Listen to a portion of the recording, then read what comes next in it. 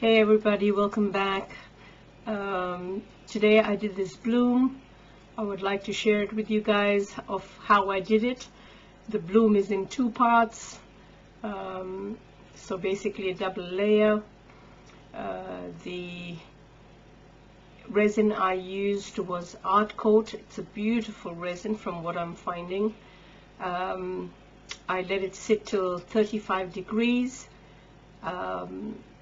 And the white pigment paste that I'm using is the bloom paste from Pouring Your Heart Out.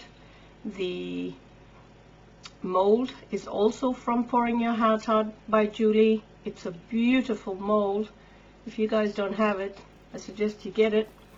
So basically that's what it is. The colors are orange and Cerulean blue. Cerulean. Oh, can't even say it. Blue. And my idea was having the orange in the middle and the blue at the tip of the petals. Obviously, it didn't work out that way. But I'm going to do this in two layers. So I'm going to just do a bloom on the top, and then as you see down the road, me doing the second part. So stick around, enjoy the music, and please leave your comments at the end of this video. Tell me what you think, what I could have done right, if you felt that I missed out on something. All I know is this is my best bloom ever. I've done quite a few, and this one came out. I mean, I must admit, I've never done a double bloom. This is my first time, so, and I was very, very pleased. So please give it a like. I try very hard. If you guys haven't subscribed, please subscribe, leave a comment, leave a like, you know, because it helps me. I'm trying to grow my channel so I can get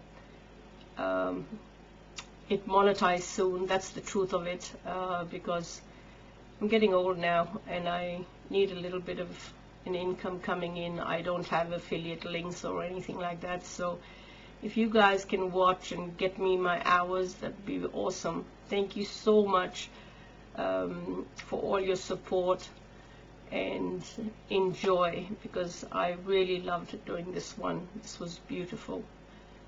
Take care and be blessed.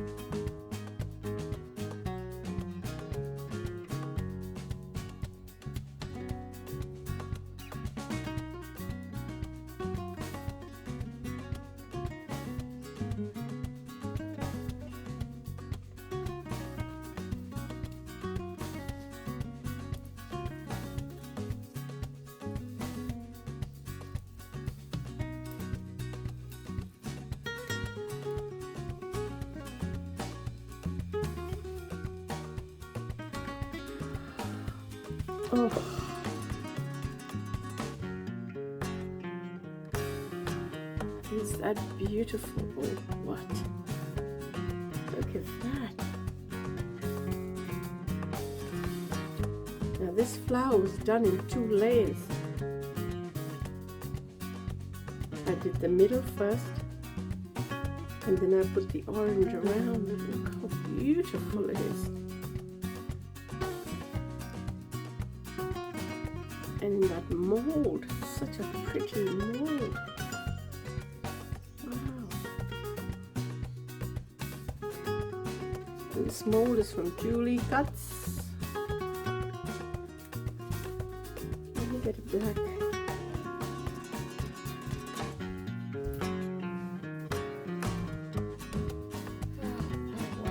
Wow, that is so beautiful.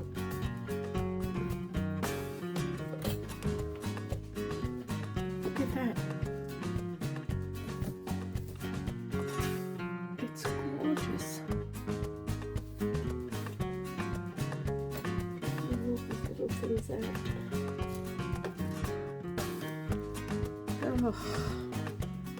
Oh, I am so pleased. I think this is the best bloom I have ever done. It is perfect. Look at the depth of it. It's like petal over petal. Oh, I should bring it down and have a look. Oops. Have a look at that. The layers of petals. Maybe it's the way I poured.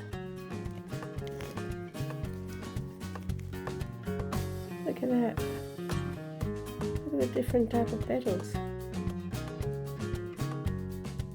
Oh wow.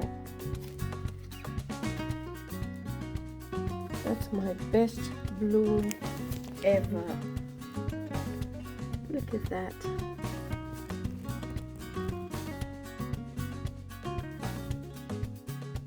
Oh, I have no words. I'll talk to you soon.